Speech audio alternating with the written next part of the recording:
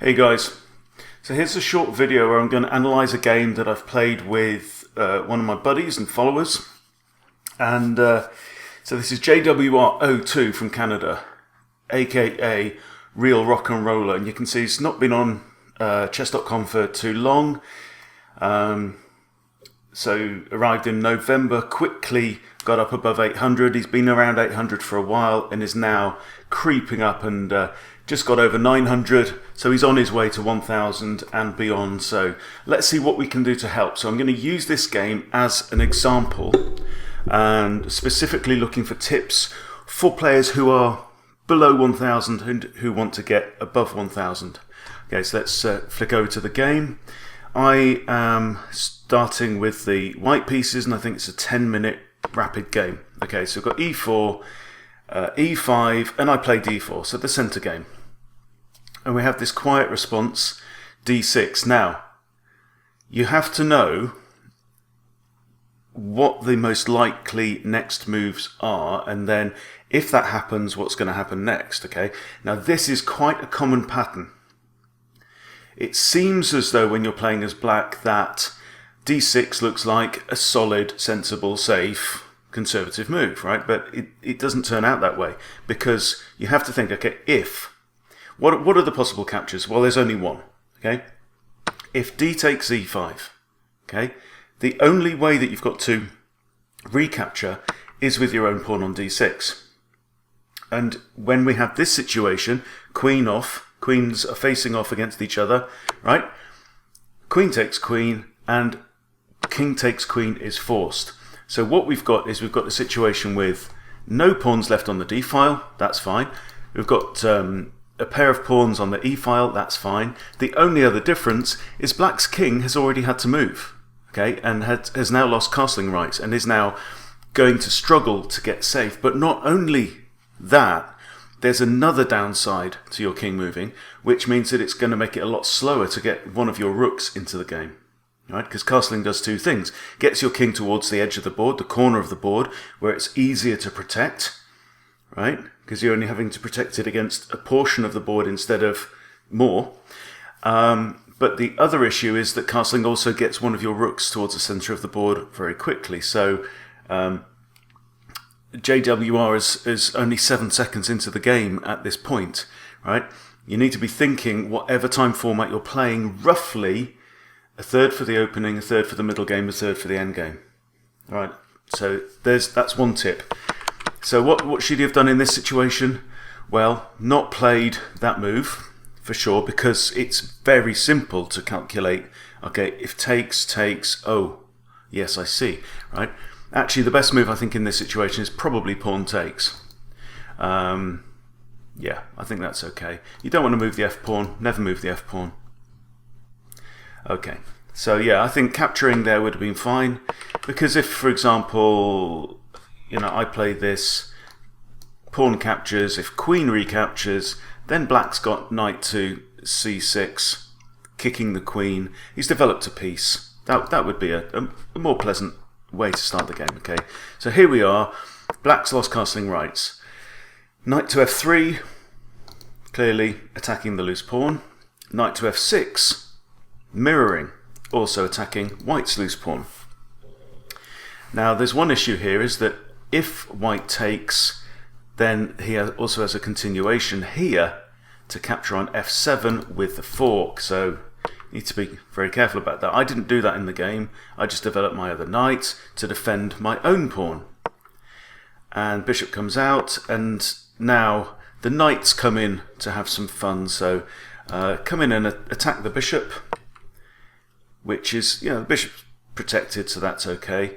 And now the rook comes across to e8, but that leaves both of these two pawns undefended.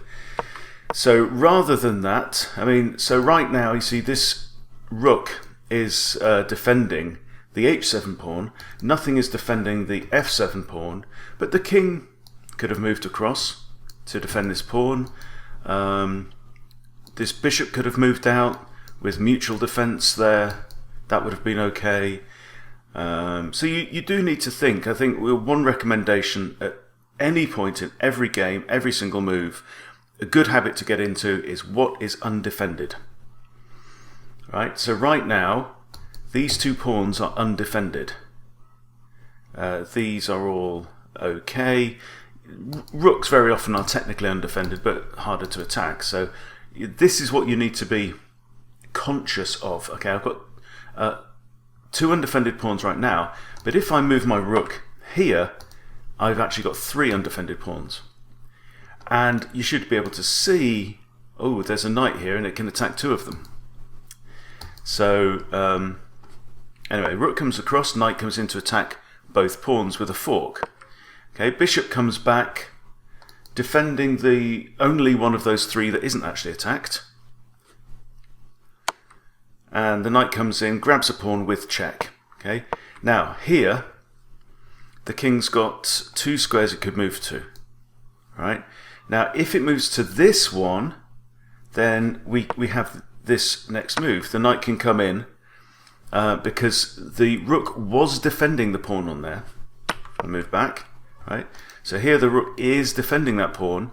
If the king moves into the way, it's blocking the defense of the pawn. Right, so the king could have moved here, and then if knight takes pawn, rook takes knight. So I think probably king d7 would have been more advantageous at that point. Anyway, king moves there, knight takes pawn. Bishop comes out, attacking the knight. But can you see another problem?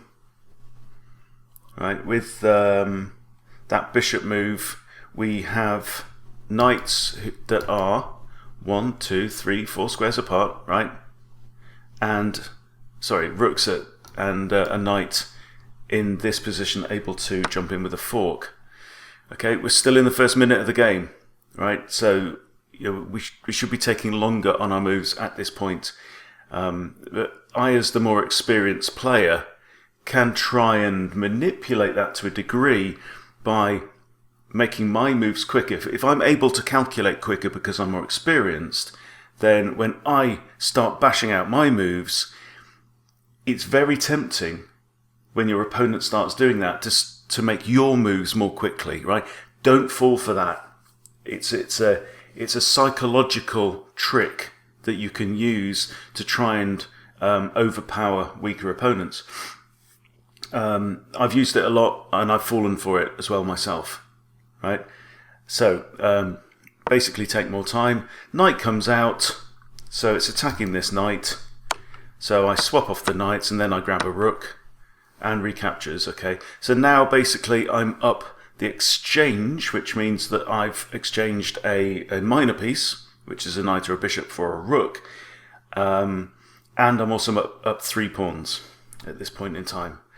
And my king still has castling rights. So I bring my bishop out, that's developing one of my last pieces, also pinning this knight against the king. That knight now cannot move. A bishop comes in and grabs undefended pawn. I grab the knight.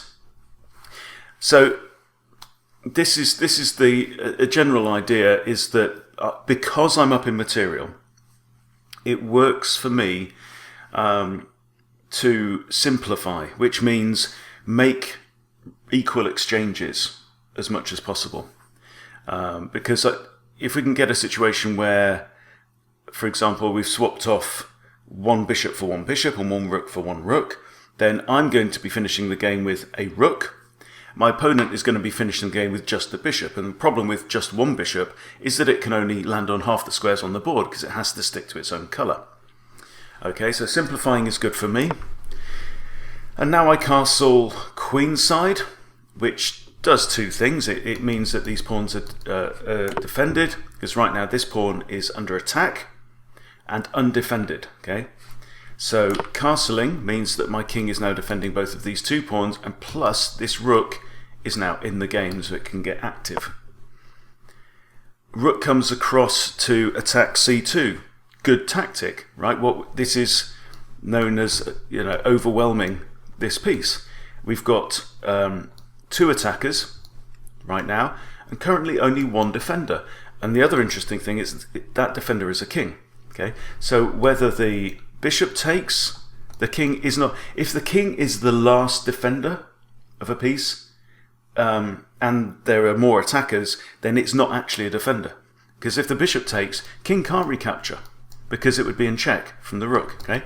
If, on the other hand, rook takes, the king would have to move. The king can't capture because it would still be in check, so the king would be forced to move to b1. Okay, so that's a decent move by my opponent.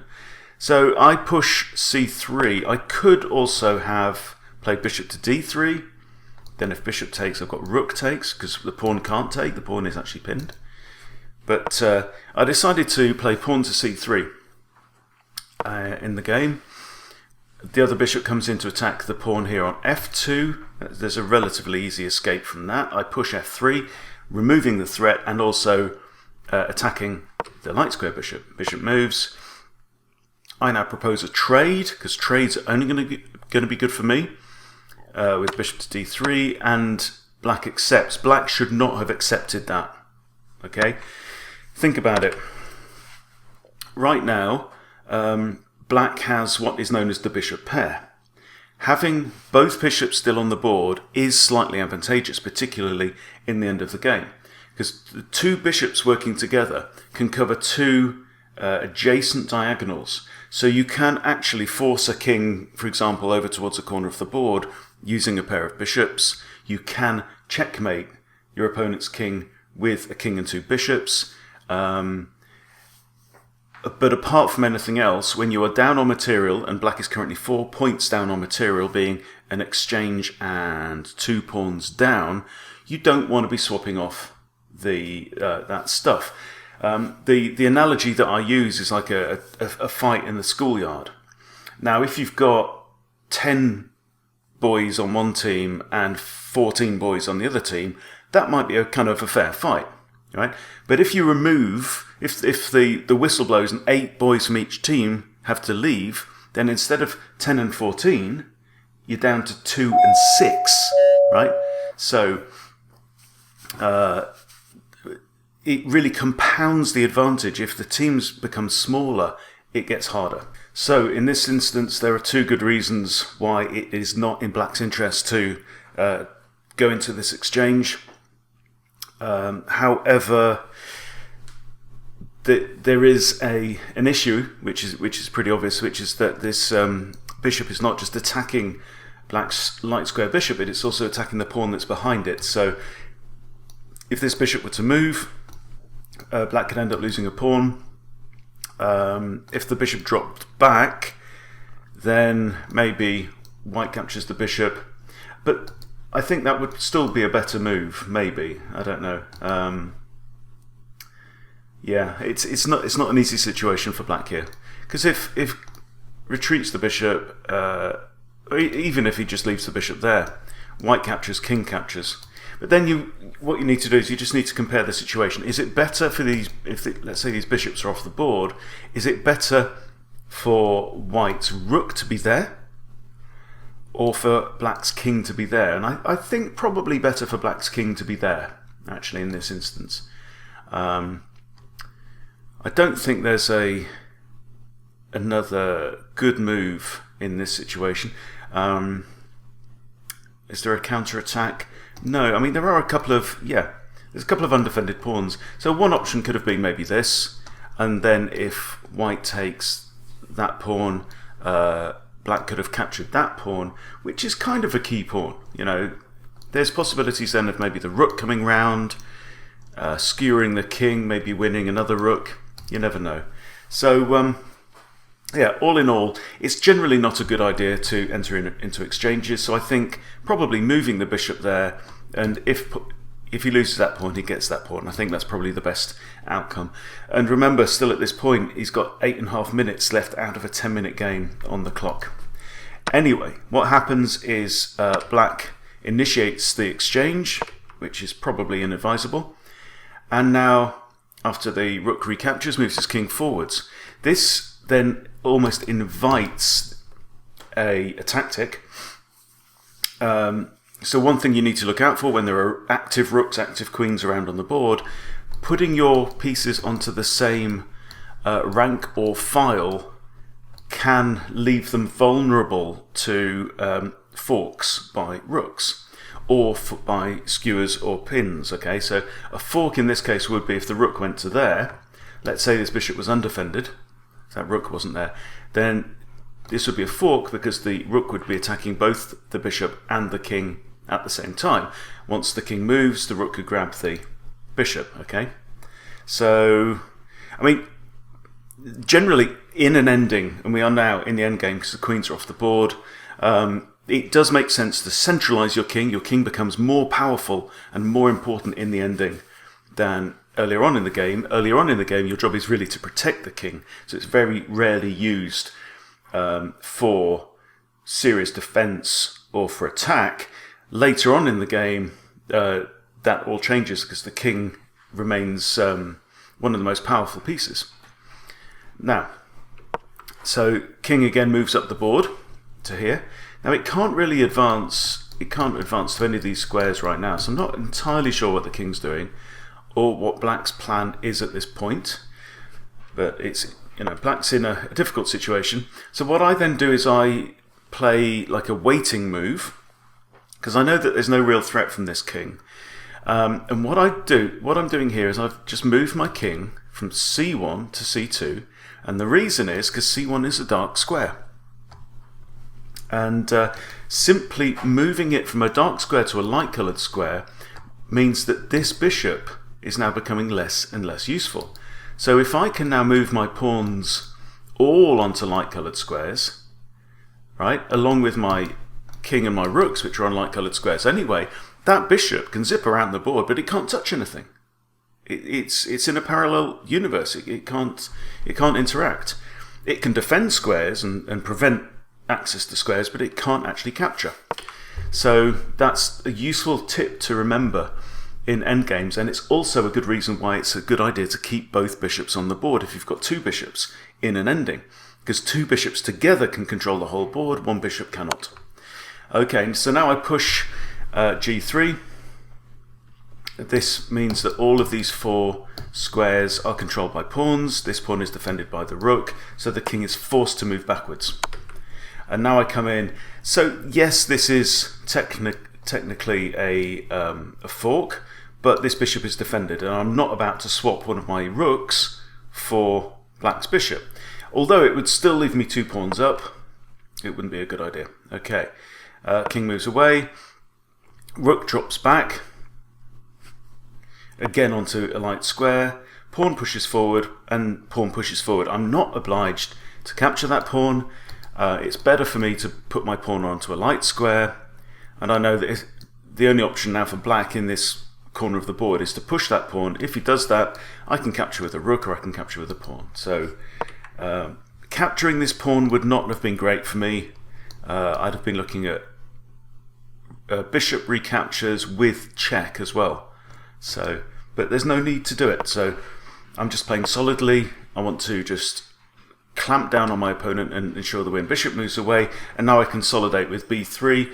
So now I've got all three of my pawns in this corner on light squares and in a chain. It's going to be very difficult for black to attack this pawn chain, because he'd have to attack it from the rear, and that means getting rid of a2, and a2 is on a light square, so he's going to have his work cut out to do that. So anyway, a5 is pushed. That's a decent move.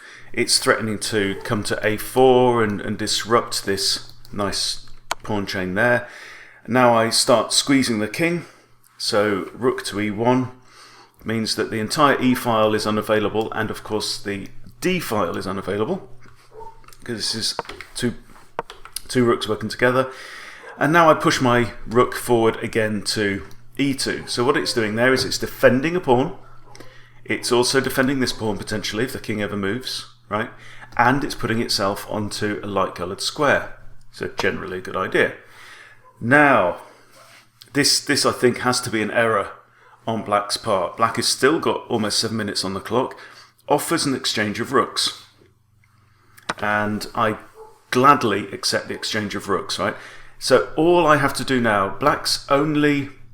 Right, remember this, in an endgame, you can checkmate your opponent's king using a king and a rook. it is impossible to checkmate your opponent's king if you have a king and a bishop. It's impossible if you've got a king and a knight, right? It is possible when you've got a king, a knight, and a bishop, but it's extremely difficult to do that, right? So black's only chance now to win this game is to convert one of his 4 pawns to a queen or a rook, really. That's it.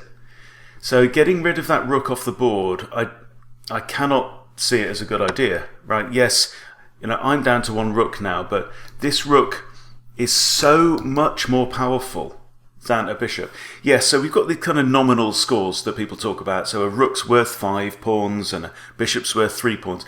That ain't the case now, right? At this point in the game, this rook is at least 2 or 3 times more useful than the bishop. In fact, let's say even if the pawns were equal, my having a rook on the board compared to black's bishop, it's pretty much a guaranteed win for white now at this point. And there are some very good reasons for that. One reason is that if I simply, like we were saying, put all of my pieces onto light-coloured squares, then that bishop may as well not be there. Right? It becomes invisible, it becomes irrelevant to the game. The other issue is that rooks can create like force fields. Okay, so because the rook can control an entire file and an entire rank, if the rook's in the middle of the board, right, then the king cannot get past the rook unless it can capture it, okay, from right next to it. So what that means is that the rook is able to corral the king into a portion of the board, and in an ending, very often, the goal of, to win, you need to convert a pawn, promote a pawn. So right now, okay, this king here cannot get to this part of the board, right? Unless, okay, the only route for it would be to come down here, right, sneak behind these pawns, and get here, wait for my king to move out of the way. But even then, it can't even get behind the rook, right? It's right now. It is actually impossible for that king to get into the C, B, or A side of the board. Okay,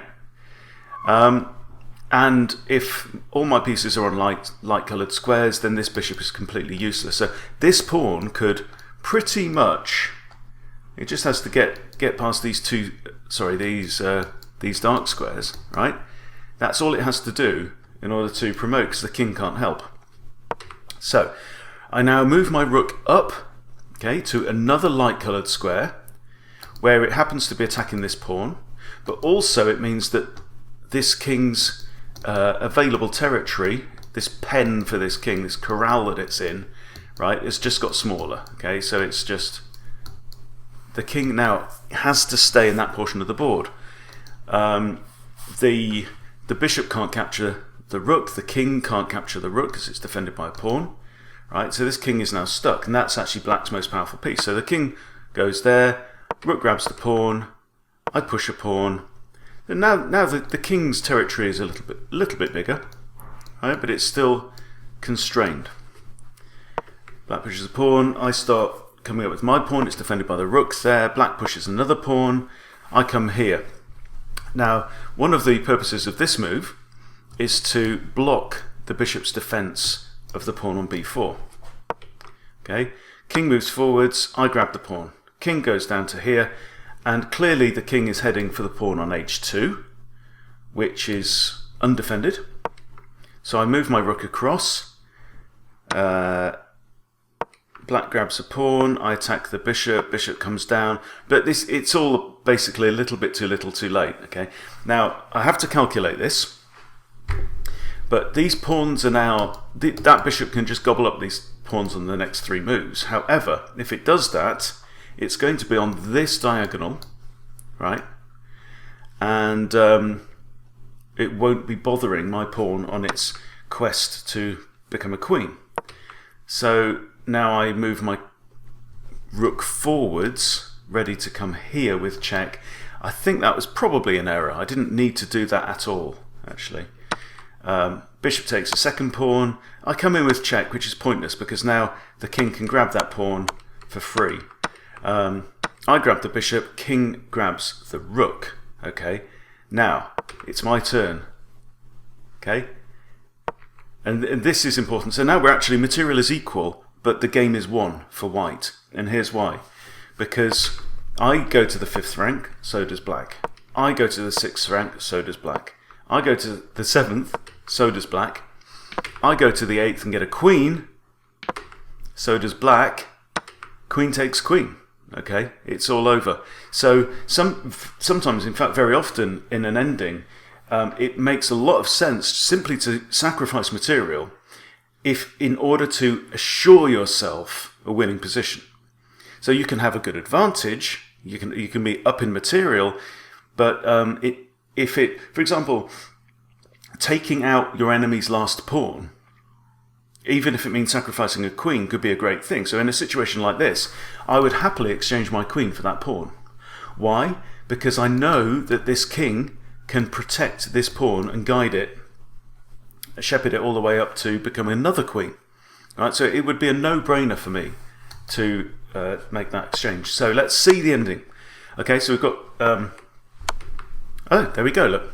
I sacrificed my queen because I know that this is on the card. So now we have a situation... In fact, I think I didn't really calculate this because I think black should have been able to rescue this situation. But good example, let's see.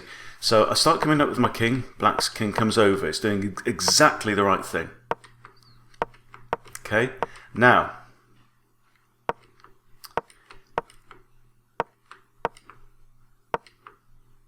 No, I think actually because I've got my king in front of my pawn, then it's not the situation I was thinking of. I think if my king had been behind the pawn and black's king can remain on this file, then black can actually force a draw here. As it is, certainly at this point in the game, there's nothing black can do. Especially moving there. I think maybe if he'd moved to here, we'll come back to this actually in a minute, so I'll just show you how it ends. So now that my king has got to the a7 square, it's protecting all 3 of these squares, so black's king not only cannot get here, but it can't capture the pawn. Right, so I'm guaranteed to get a queen. Okay, so we've got a queen. Now we'll show you the checkmate pattern. This is one of the easiest checkmates that you can get. I think probably having like 2 rooks or a rook and a queen or whatever is slightly easier, but this is very, very important, and it's an important one to practice. Not only so that you can do it every time, but more particularly so that you can do it if you're low on time. Say you've got 30 seconds left on the clock, you need to know how to be able to do this in 30 seconds. Okay, so forgive the dogs. So king moves away. Now, so we've got to be thinking about the corral that the king is in, right? So right now, the queen is controlling this file and this rank here. So the king is stuck in this area, right? And what we want to do is we want to squeeze that area smaller until we can come in with a checkmate. Right? What you don't want to do is start throwing in checks and let the king start running around towards the center of the board. This king really wants to be in the center of the board right now. Okay, I have managed to get draws in games that are won for my opponent by simply dodging my king around and trying to keep to the middle of the board. Okay, so king goes there. Queen comes in. I'm not going too close to the king. I don't want to be captured. King moves away. Queen moves in. Right? If you notice, the queen is remaining a knight's move away from the king. And what that means is the king cannot get close to the queen. Okay, and the king can't go to any of these squares right now. Okay, so this is probably the best square for it, but even so, tricky one. Okay, so the king goes there, and now because I can't get any closer to the king, my king moves. King moves away, my king moves. King moves there, queen moves in. Okay, remaining a knight's move away from the king. King goes there, it's a knight's move away, I can't get any closer. King moves in. King goes away, king moves in. Right? King goes there, and now my queen comes onto this G file. So now my goal is to get my king 2 squares away from black's king on the same rank, okay, which means like here. So we want to be in this situation. It's called opposition. King goes to there, I move my king in, king only has 1 square to go to, I go to f7, and now I know that wherever this king goes, my queen can come in with checkmate on the next move, okay? And king goes to there, then queen g6 is checkmate. Right, now let's go back a little bit to this situation in the corner when I'm trying to promote this pawn, okay? So, something like here. So the king moves back, I move in, right? The king's got 2 squares it can go to. Let's say it goes into the corner now, right? I move in, king moves there, and now look, this is what we call opposition, right? The kings are in line, 2 squares apart. And because black has just done the last move, black has gotten the opposition. Now, let's see what happens, okay? Let's say white moves here, black can go there, right? Pawn comes up, for example, black has to move. Now, this king can't go there or there, so it would have to go here, right? So if king goes there, that goes there, and now the king can't come to either of these squares, so black's going to win the pawn, right? Let's go back again.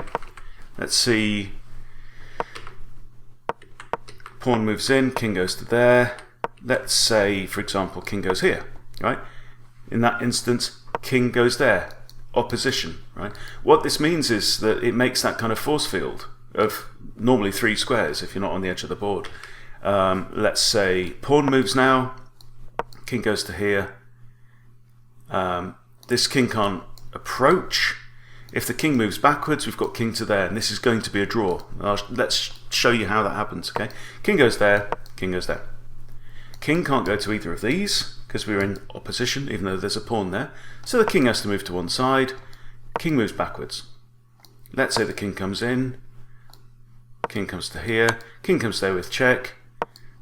King goes to there, right? It's trying to remain in front of this pawn the whole time. Now, king comes here. Would not be good. That would actually be stalemate, right? Because the king can't go there because of the pawn, can't go there because of the king, right? So it'd be stalemate. And it's pretty much guaranteed a draw as long as you remain behind the pawn as much as possible.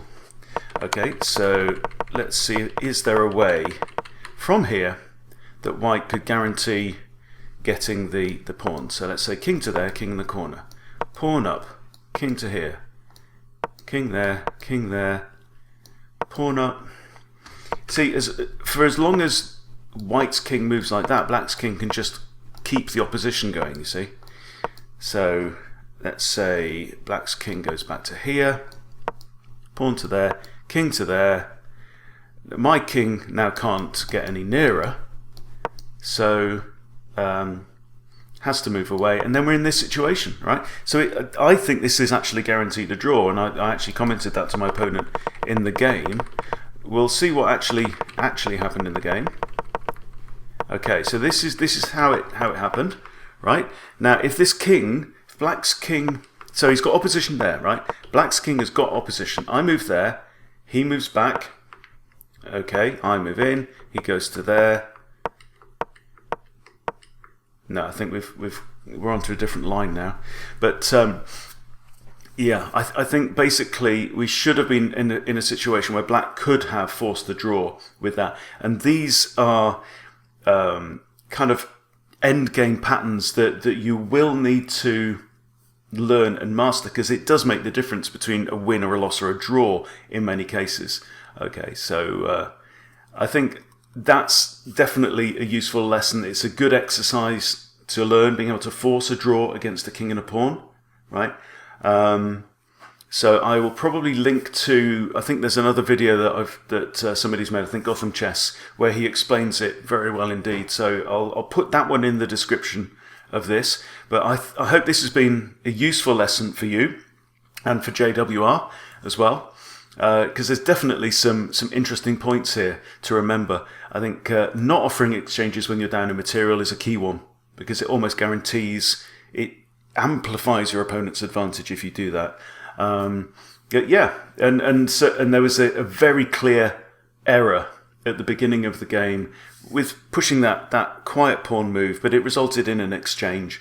Queen exchange, then king lost castling rights, and from that point on, black was definitely on the back foot. So yeah, hope it's been useful for you. See you next time.